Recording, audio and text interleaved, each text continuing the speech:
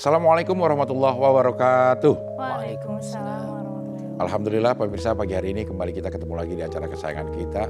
Barakallah hidup. Amin. Dan bersama dengan Ustadz Subki kita akan membahas tema tentang generasi pembangun peradaban. Sudah hadir juga tamu istimewa kita, ada Putri Isnari. Assalamualaikum. Waalaikumsalam. Kenapa kalau setiap putri selalu ada peri-peri begitu ya?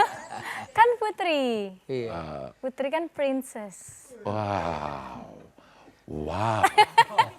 Kerbau. Ada yang mau ditanyain tentang tema ini? Kok langsung nanya aja sih? Iya. Iya, karena itu udah ada prompternya tuh. Abah, Ya. Assalamualaikum, bertemu lagi Waalaikumsalam. Abah. Ya.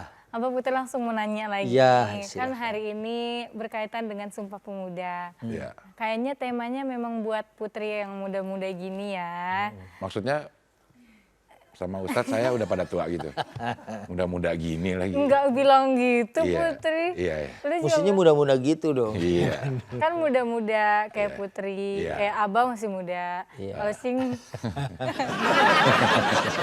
Padahal gua dapet keluar rambut loh. bercanda. Bercandi. Iya. Bukan tua, Iya, Cing. tapi- Tapi udah nggak muda. Ya sama dong. Sama ya? Iya. Sungkem. Iya. Nah, maksud Putri itu sebagai generasi muda, Abah. Sebaiknya cara Putri berkontribusi buat peradaban yang Islami ke depannya itu gimana? Saran Abah atau masukan Abah? Ya, bismillah, alhamdulillah, wassalatu wassalamu ala sayyidina rasulillah, amma ba'du. Ya, memang Quran, hadis itu ya menaruh perhatian juga kepada para pemuda gitu ya. Kalau ditanya apakah ada ayat yang ya, bercerita tentang pemuda, pasti kita akan jawab ada gitu ya. Bahkan itu ya sering kita baca kalau malam Jumat ya di surat Kahfi ayat 13 ya, saat Allah mengkisahkan a'udzubillahi minasyaitonirrajim bismillahirrahmanirrahim innahum fityatun amanu birabbihim wazidnahum huda. Jadi Allah mengatakan sungguhnya mereka ini kan satu generasi muda yang melihat kemunkaran pada masanya, akhirnya dia tidak mampu untuk menjadi faktor perubah peradabannya pada saat itu, akhirnya dia menyingkir, ya kan? Menyingkir ke suatu tempat, tapi Allah informasikan kepada kita innahum fityatun amanu, mereka adalah pemuda-pemuda yang beriman. Wazidnahum huda, dan Allah tambahkan keimanan kepada mereka dengan petunjuk dari Allah. Kenapa? Karena dia berusaha saat sudah tidak lagi mampu merubah satu kebiasaan kaumnya, ya apalagi yang bisa diperbuat selain dia memproteksi dirinya untuk tetap bertahan di dalam keimanannya dan tidak larut di dalam kehidupan yang rusak pada masa itu. Nah, inilah peranan pemuda. Ada daurus syabab fi hamli risalatil Islam, ada daur as-syabab, artinya peranan para pemuda. Ya kalau di negeri kita aja founding father kita ya sangat membutuhkan orang-orang muda ya, bahkan kita dulu waktu belajar sejarah ya mungkin kalau nggak didesak oleh golongan muda ya mungkin waktu itu belum juga diproklamasikan kemerdekaan Indonesia ya, malah Bung Karno mengatakan berikan aku 10 pemuda akan ku goncang dunia. Iya, coba kalau 10 kakek-kakek, Ya.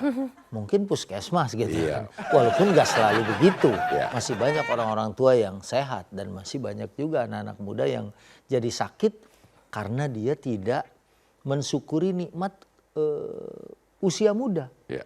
Sementara ada orang yang tua-tua, tapi mereka walaupun secara umur dia sudah tidak muda lagi, tapi ada orang tua yang memiliki azmun fata, semangat muda. Ya. Dan ini harus juga dipertahankan gitu. Jadi jangan sampai yang dengar atau yang menyaksikan tayangan kita, wah saya udah lewat nih materi ini. Enggak, kita harus memiliki azmun fata, ya semangat muda. Kalau misalnya anak muda bisa hiking, naik gunung, ya kemudian dalam seharian mereka naik turun gunung, ya mungkin kita bisa seharian beribadah kepada Allah Subhanahu wa taala. Kita juga harus memiliki jiwa muda, semangat muda dan bersama-sama untuk mewujudkan peradaban khususnya di negeri kita dengan peradaban yang Islami gitu. Ya. Sebenarnya saya pengen nanya nih Ustaz, tapi karena ada Putri yang lebih muda dan kita berikan kesempatan kepada Putri Iya, aja iya, untuk iya, bertanya. iya. Silakan Putri, ada lagi yang mau Karena ditanya? yang tua harus ngalah sama yang muda. Betul, iya. Dan yang muda harus menghormati yang tua. Maaf Putri ya, ngomongnya pakai begitu lagi. Iya. Ada penekanan tersendiri ya memang kalau Iya. Putri. Silakan Put, ada lagi yang mau ditanyakan? Ada yang Putri tanyakan lagi ya, Bah. Nah, sekarang ini kan banyak juga generasi hedonis. Gimana caranya kita melawan atau menyikapinya, Bah? Ya pasti anak muda ini, ya kalau ada syairnya Imam Syafi'i, yang paling pokok dan paling utama adalah pendidikan. Ya, sebab man fatahu ta'lim waqta syababihi fakabbir alaihi arba'an liwafatihi. Ya, dalam sebuah syair dikatakan seperti itu. Siapa yang kehilangan kesempatan menuntut ilmu di masa mudanya, fakabbir alaihi arba'an liwafatihi.